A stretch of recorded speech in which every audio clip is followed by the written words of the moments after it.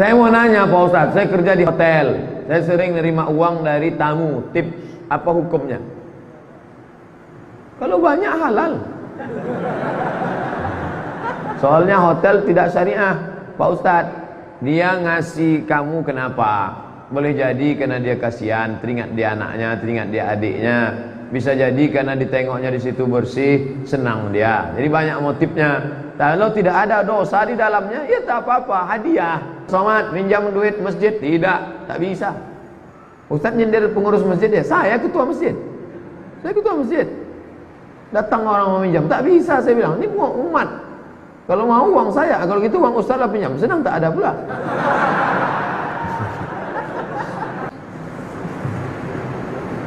Saya mau bertanya, bagaimana cara menghadapi komentar orang sahabat kita sendiri tentang hijrah kita? Karena mereka berkomentar buruk, bahkan tak mendukung hijrah kita. Anjing menggonggong kapilah berlari. Wa in tuti' aktsara man fil ardi yudilluka an sabilillah. Kalau kau ikut cakap orang banyak, mereka hanya menyesatkanmu dari jalan Allah. Jangankan ente, anak-anak muda, jangankan anak FSRMM, jangankan anak Fodamara, jangankan anak Irma, sedang Nabi Muhammad aja mereka bilang sahir, tukang sahir, tukang sihir. Sedangkan Nabi Muhammad aja mereka bilang sahir, majnun, asatirul awalin, majnun gilo, sahir tukang sihir, asatirul awalin. Tidak ada yang lepas dari komen bapak-bapak. Maka jangan pikirkan komen orang, benar laksanakan. Dulu sebelum ente sholat, orang cuek aja. Kau mabuk orang cuek, tapi begitu kau sholat, udah ke masjid sekarang ya, hati-hati loh. Si Andu kemarin ke masjid mati. Mulai dia berkata, mulai dia ngejek. Apakah masih ada hadis yang belum dibukukan, tapi hanya dalam bentuk proses musalsal dari musnid ke musnid lainnya? Hadis-hadis itu dibukukan pada pertama penulisan, ditulis sejak zaman Nabi, lalu kemudian dibukukan oleh para ulama. Apa beda penulisan sama pembukuan? Penulisan ditulis tapi tidak pakai bab, acak saja tulis seperti yang dilakukan oleh Amr bin As, Abdullah bin Amr bin As. Lalu kemudian setelah itu barulah dibukukan. Kitab hadis yang paling tua yang ada sekarang kitab Muwatta, ditulis oleh Imam Malik bin Anas. Lalu kemudian berlanjutlah kepada Bukhari belakangan. Bukhari Musannaf Ibnu Abi Syaibah dulu. Lalu Bukhari tahun 2056, Muslim 256 Bukhari, Muslim tahun 261. Ahmad bin Hanbal di atas, Imam Syafi'i di atasnya lagi. Ahmad bin Hanbal 241, Imam Syafi'i 204, Imam Malik 179. Ada tak hadis dari syekh ke syekh yang tak ada dalam buku? Ada di buku. Hanya saja orang tetap menjaga musalsalat bil musafahah, musalsalat bil awaliyah, musalsalat bil zikir. Di buku ada. Hanya saja dia mengambil dari syekh untuk apa? Lit tabarruk, ngambil barokah. Saya pun saya ambil, ada di buku. Kalau mau di buku ada, ar-rahimuna yarhamuhumur rahman yarhamuhum fil ardi yarhamukum man fis sama. Tapi kemarin waktu ke Indragiri Hilir berjumpa dengan Syekh Syekh Muhammad Idrus Hashim. Saya pegang tangannya, Syekh Ajizni minta saya ijazah musalsal. Kasihnya. Ajaztukum marwiyati wa musalsalati. Ku ijazahkan kepada engkau hadis musalsalat. Musalsalat artinya bersilsilah, silsilah yang kuterima dari Syekh Muhammad Yasin Al-Fadani. Syekh Idrus mengambil dari Syekh Muhammad Yasin Al-Fadani, Makkah Al-Mukarramah, bersilsilah sampai ke Nabi SAW. Itu lit tabarruk, untuk ngalap barokah. Kalau ada adik-adik mengambil dari kitab Sahih Bukhari, boleh. Apa namanya? Wijadah. Cara mengambil hadis itu ada 8. Yang paling tinggi sama, mendengar langsung. Yang kedua qiraah, guru dia membaca, guru mengangguk. Tapi yang paling ada namanya wijadah, kita dapat di buku. Tapi jangan baca sendiri, bacakan ke guru. Nah, ini tentang masalah hadis yang musalsal tapi juga ditulis dalam kitab. Saya mau nanya Pak Ustadz, saya kerja di hotel, saya sering nerima uang dari tamu, tip, apa hukumnya? Kalau banyak halal. Soalnya hotel tidak syariah Pak Ustadz. dia ngasih kamu kenapa? Boleh jadi karena dia kasihan, teringat dia anaknya, teringat dia adiknya. Bisa jadi karena ditengoknya di situ bersih, senang dia. Jadi banyak motifnya. Kalau tidak ada dosa di dalamnya, ya tak apa-apa, hadiah. Tapi kalau ada unsur maksiat, saya dikasihnya tadi Pak Ustaz 100.000. Kenapa? Minta belikan kamput dia 3 botol. Oh, ini dosa. Harap. Tak ada unsur apapun.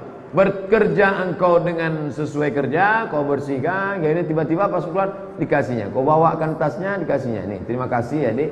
Halal, tak jadi masalah. Bagaimana dia kalau non muslim? Ya halal. Pembagian non muslim halal. Mana dalilnya? Jirjis, Mukaukis, raja Mesir, Kristen Ortodok Koptik, dikasihnya Nabi madu asal Banha, diminum Nabi, habis. Dikasihnya kain, diterima Nabi. Dikasihnya biral, keledai, biral lebih besar dari keledai, lebih kecil dari kuda, kendaraan, dipakai Nabi. Boleh. Apa hukumnya kita memakai dana bantuan kemanusiaan dengan waktu sebentar? Sebentar ini tak tahan. Karena kita lagi mepet betul, sangat membutuhkan uang itu. Kita mengembalikannya dalam waktu yang tak lama, tak bisa. Kenapa? Karena ini milik kemanusiaan. Kalau sempat dana-dana dinas sosial dipakai, dinas sosial Pemprov Provinsi Riau itu milik 6,5 juta penduduk Riau. Sebentar aja Pak Ustaz. Siapa bilang sebentar? Nyawa lebih sebentar lagi. Begitu kau pakai tak tulis mati, ahli waris tak tahu kemana mau dikembalikan. Oh, itu minta izinnya ke 6 juta, 6,5 juta.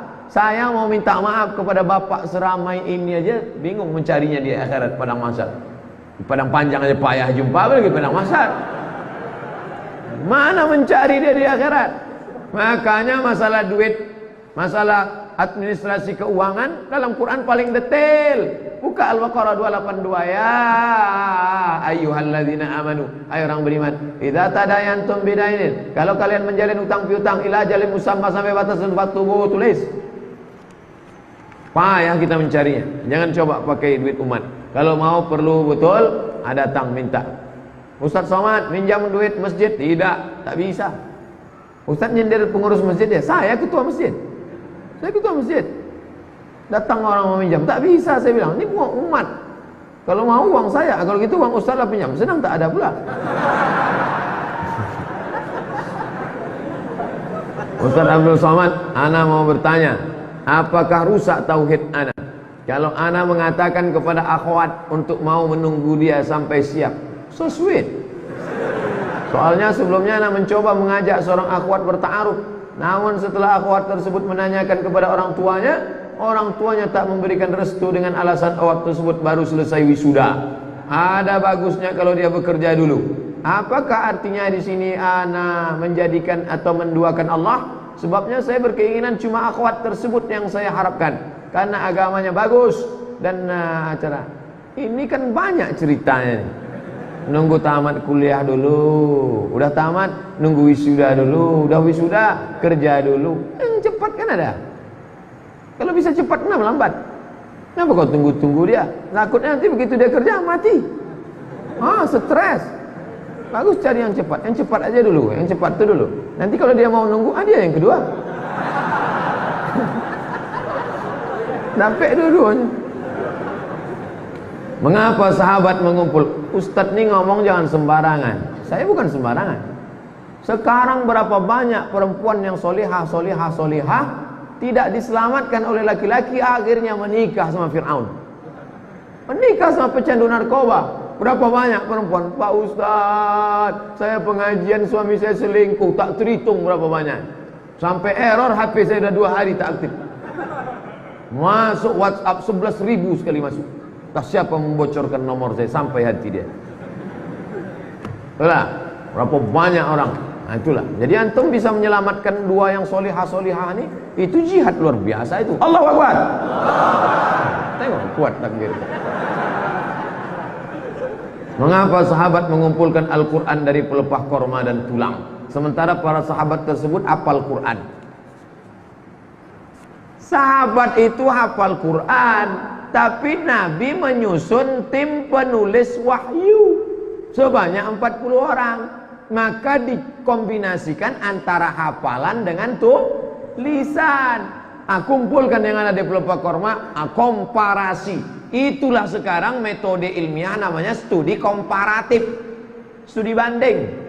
Sekolah ini mau nengok kualitas, datang studi banding ke Al-Azhar Sipabudi, mau melihat bagaimana kualitasnya. Maka begitu juga hafalan, sahabat tuh hafal Quran.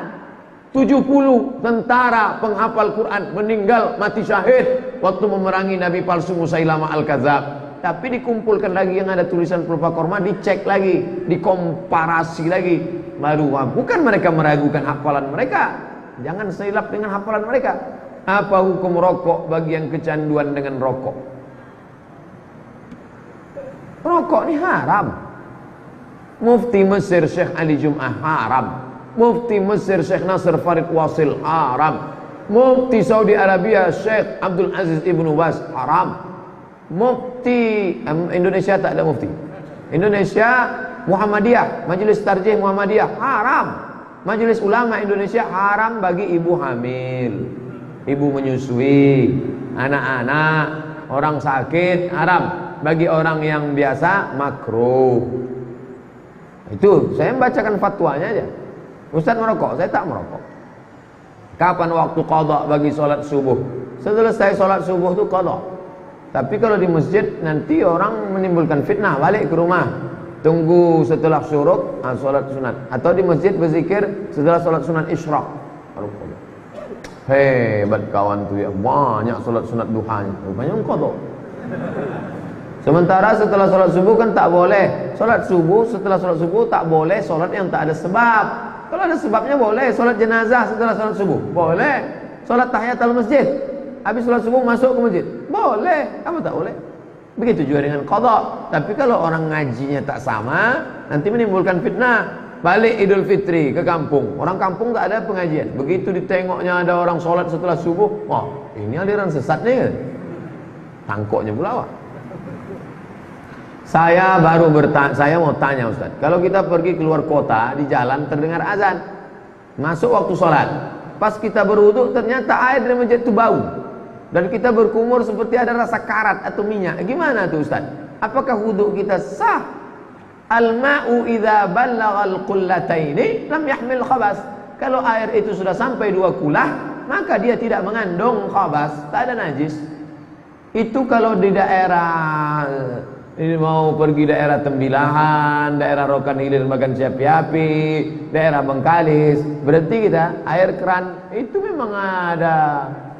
Saya waktu pengajian dari Kuala Kampar mau masuk ke daerah Kuala Kampar tuh, merasakan rasa mandi pakai Coca-Cola situlah. Amazing. Luar biasa. Itu rasa lumpur, rasa apa, tapi air itu banyak. Maka dia tidak mengandung najis, tidak najis. Berikan tips supaya saya nggak mudah sakit hati dan cepat emosi, Pak Ustaz. Saya paling cepat sakit hati dan emosi. Kenapa dia menyakiti kita? Oh, dia sengaja. Kita harus kasih tahu dia, ente jangan singgung-singgung saya. Apa ente sindir-sindir saya? Apa maksudnya? Tapi kalau kita salah paham, kita tabayun. Ente tadi maksud omongan itu menyindir atau apa? Tidak, saya tak ada nyindir. Bapak aja yang tersinggung. Oh, maafkan saya. Nah, jadi jangan mudah terlalu sensitif. Sensornya terlalu tajam. Jarak 5 meter pun bunyi. Tit, tit, tit, tit. Nah, itu harus dibawa ke bengkel cepat. Mendengar ceramah Ustaz Somad berbunyi mobil di luar. Sensor terlalu tajam. Detektor logamnya terlalu tajam. Oleh sebab itu maka kita pahami dengan baik ilmu komunikasi, ambil 2 SKS. Saya sedang menyusun skripsi. Tolong doakan supaya ujian saya lancar dan tamat mendapat pekerjaan yang barokah. Insyaallah. Berarti udah nikah. Biasanya sepaket itu. Ujian, kerja, nikah solihah. Ustaz, apa hukumnya jadi sales mobil?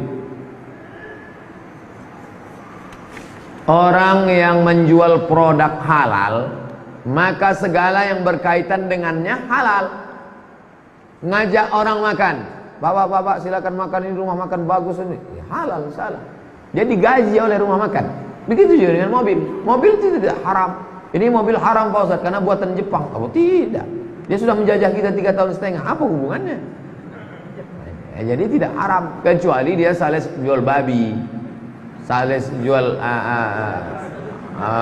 BPK, babi panggang karuan, itu baru haram. Sales. Silakan Pak, yang badannya agak-agak dingin supaya hangat, sini panas. Silakan. Nah, itu tak boleh. La'ana Rasulullah, naha Rasulullah an samanil kalbi. Nabi melarang jual beli anjing. Wa mahril baghi, upah prostitusi, sales prostitusi, haram. Wa ulwanil kahin, upah dukun, sales dukun. Bagi yang ingin meramal-ramal silakan lewat. Oh, tak boleh. Begitu juga dengan orang yang buka koran yang isinya iklan-iklan dukun. Itu sama dengan sales dukun, haram. Kalau seseorang membangun masjid dengan dananya sendiri, wakaf, duit dia itu diwakafkannya untuk umat, bolehkah masjid itu diberi nama atas nama dia? Terserah dia, buat nama dia. Bapak nanti pergi ke Kairo, ada masjid di simpang Haisadis, besar, kubahnya warna hijau, Masjid Nuri Khattab di Kairo, Masjid Nuri Khattab. Di pintu masuk ditulis tidak menerima sumbangan, Masjid Nuri Khattab. Kemarin saya sebulan di Mesir itu, dibuat acara membaca kitab Sunan Tirmizi, Syama'il Muhammadiyah, Mafahim Yajib Antusahah. Nama masjidnya Masjid Zaki, Abbas Zaki, mantan Menteri Ekonomi Mesir dulu. Orang kaya dibangunnya Masjid Abbas Zaki. Ya terserah. Nanti takutnya nggak ikhlas. Orang duit dia, yang ikhlas dia yang bangun, duit dia ikhlas. Ini sudah letak bangun masjid, ngejek orang tak ikhlas pula lagi.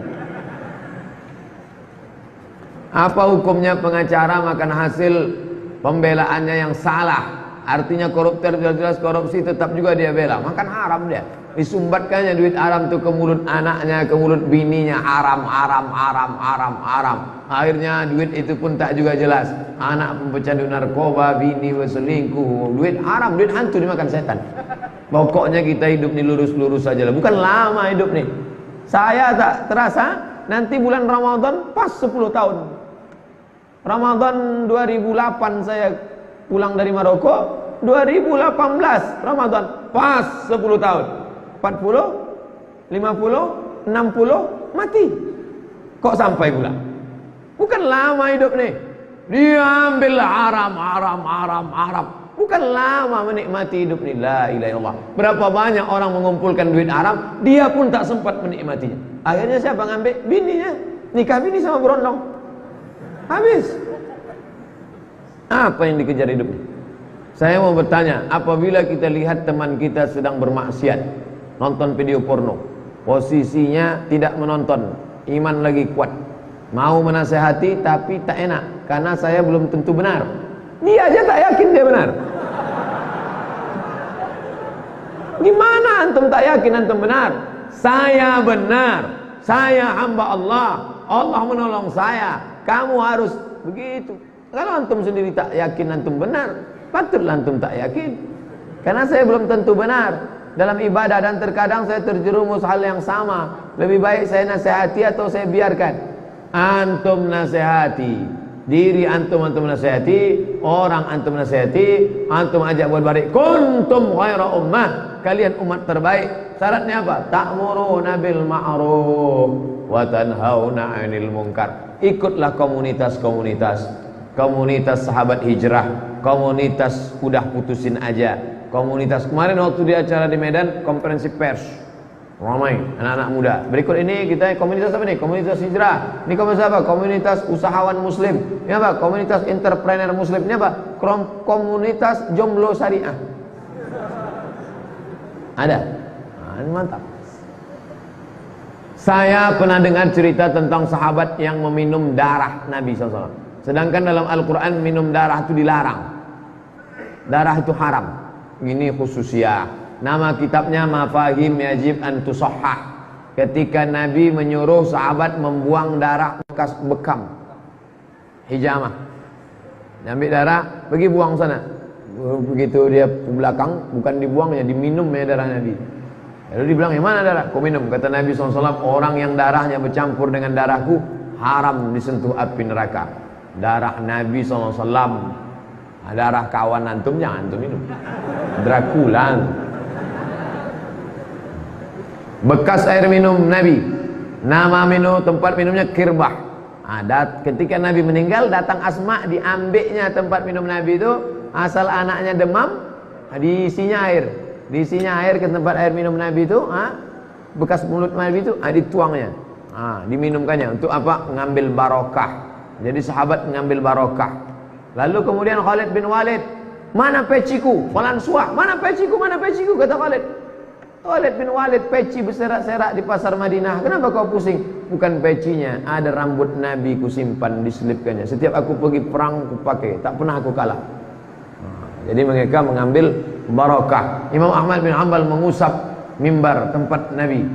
Baca nama kitabnya Mafahim Yajib an Tusahhah, tentang barokah, yang ditulis oleh Syekh Al-Habib Muhammad Ibnu Alawi Ibnu Abbas Al-Hasani Al-Maliki. Saya bertemu beliau tahun 2000. 1998 saya ke Kairo, 2000 kami pergi haji ke Makkah naik kapal laut, datang ke majelis beliau di Rosaifah.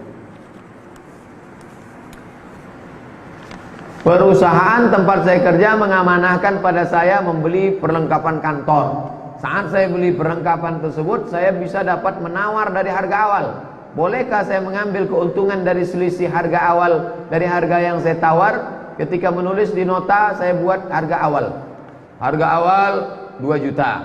Ditawarnya 1,7. Ya, apakah yang 3 itu halal? Tidak. Kamu tetap pakai harga awal karena kau ditugaskan untuk membeli. Dalam hukum negara pun kau kena temuan. Beli kertas murah, padahal tetapkan gini, jadi temuan zaman sekarang. Maka kau bekerja saja, bahwa negara memberi bonus, perusahaan memberikan reward atas prestasi kerja, baik. Tapi kau bermain dalam masalah ini, ini permainan curang. Kecuali engkau menjadi penjual.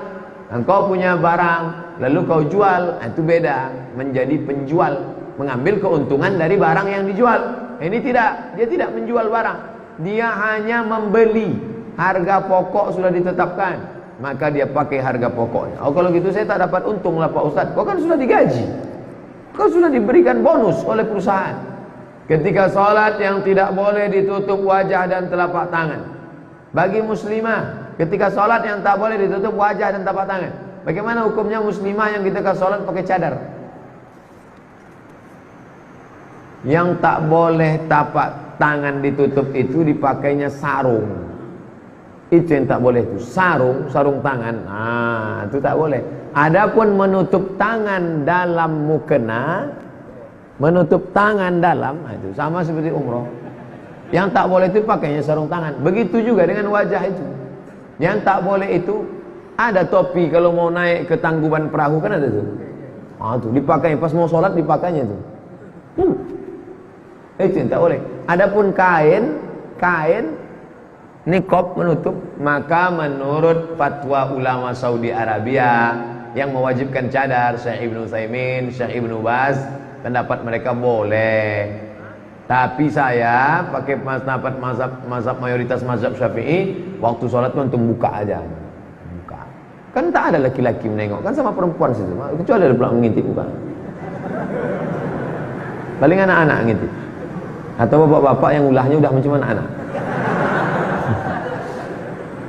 Saya sering mendengar beragama itu tidak boleh pakai akal. Beragama tak boleh pakai akal. Ini adalah dogma. Karena mereka mengatakan tak masuk akal, anak Allah, Allah Bapa, Rohul Kudus, 1 dalam 3, 3 dalam 1. Tak masuk akal Pak Pendeta, jangan pakai akal. Pokoknya kau telan aja bulat-bulat. Jangan pakai akal. Dalam Islam, apalah ta'qilun, apalah tatafakkarun. Padahal begitu banyak ayat-ayat yang ditujukan orang berpikir. Ya, apalah ta'qilun, apalah tatafakkarun. Jadi bagaimana mendahulukan akal dalam agama? Dalam Islam akal dipakai. Akal dalam agama Islam hanya tidak bisa dalam beberapa perkara simpel kecil. Secara umum rasional. Ajaran Islam rasional. Ajaran wudu, ajaran sholat, ajaran bagaimana sholat membuat orang menjadi fresh. Bagaimana wudhu itu orang kalau rumah orang kaya, restoran ada wastafel, cuci muka. Maka dalam sholat fresh. Tidak hanya cuci muka, kumur-kumur, gosok, bahkan zahir batin. Jadi rasional. Ajaran Islam itu sangat rasional.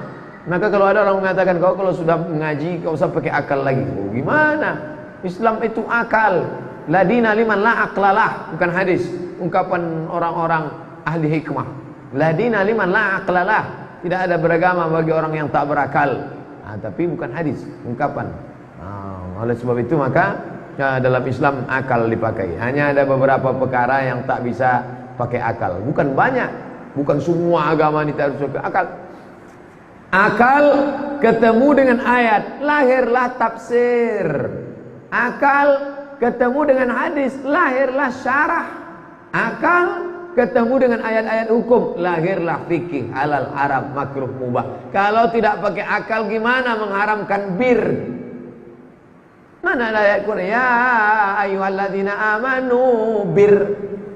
Mana ada? Lalu bagaimana cara pengharaman bir? Dikiaskan ke khamar. Pakai apa? Akal, kias. Sesuatu yang sudah ada hukumnya khamar, sesuatu yang belum ada hukumnya bir. Pakai akal. Mengkiaskan sesuatu yang belum ada hukumnya kepada sesuatu yang sudah ada hukumnya dengan melihat titik persamaan di antara keduanya, maka hukum ini menghilangkan akal. Khamar, cairan anggur menghilangkan akal, maka semua yang mirip macam cairan anggur menghilangkan akal, haram. Pakai apa? Akal. Makanya Imam Mujtahid itu akalnya luar biasa. Imam Hanafi itu ahli ra'i akal, rasionalis, akal. Tapi bedanya Islam wahyu di atas, akal nomor 2. Kalau Mu'tazilah akal di atas, wahyu nomor 2. Ahlus Sunnah wal Jamaah dah, akal nomor 2, wahyu di atas. Kalau berbenturan wahyu dengan akal, campakkan akal pakai wahyu. Wallahu a'lam bishawab.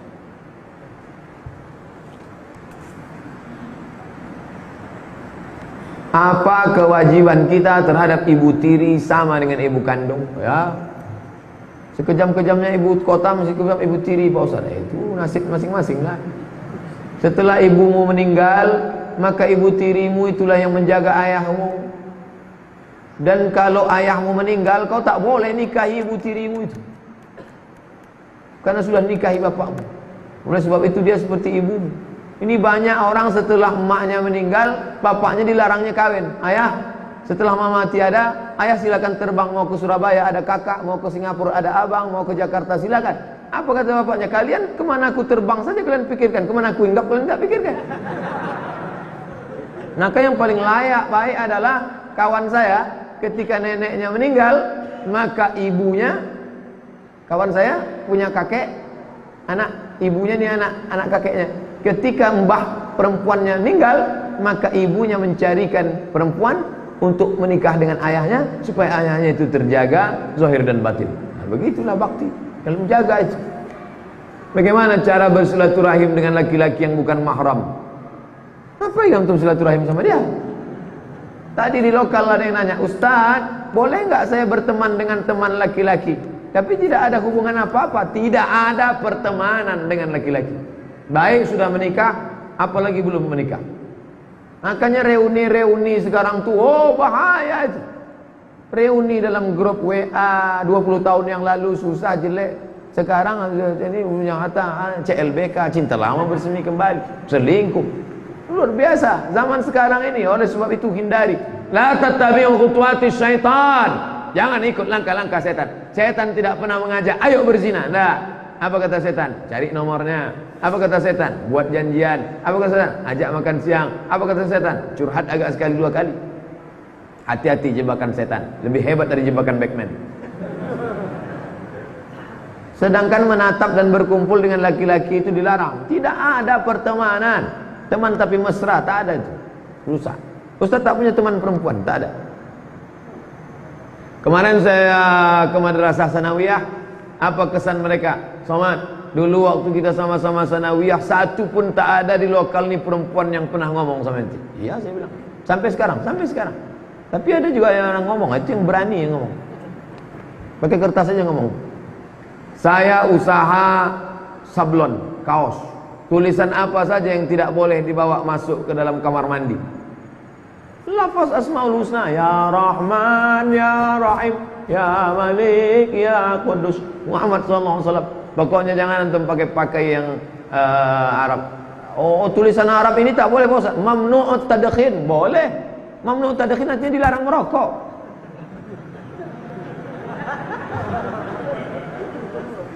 Bukan semua yang tulisan Arab itu tak boleh masuk ke dalam. Apakah tulisan Allah, Muhammad, Allah tak boleh, Muhammad tak boleh. Dan gambar Ka'bah menghinakan Ka'bah tak boleh. Boleh dibawa masuk. Jangan buat batik gambar Ka'bah. Ini buat batik gambar Ka'bah, nanti masuk kamar, nanti masuk WC. Ini simbol-simbol agama, simbol. Buat Ka'bah agama sajadah, diinjak kaki. Kita sendiri yang merendahkan. Oleh sebab itu, buatlah sesuatu yang bermanfaat. Kalau mau buat sablon, macam solat berjamaah 27 kali lipat dari solat sendiri. Mau? Banyak. Di Jogja tuh banyak sekali orang-orang. Saya dikasih jaket Born to Ride, Ride to Jannah. Mantap itu. Gerakan subuh berjamaah. Itu. Solatlah sebelum Anda disolatkan. Tapi orang tak peduli. Sudah dekat mati, solatlah. Kata-katanya tajam. Dulu merokok dapat menyebabkan impotensi jantung.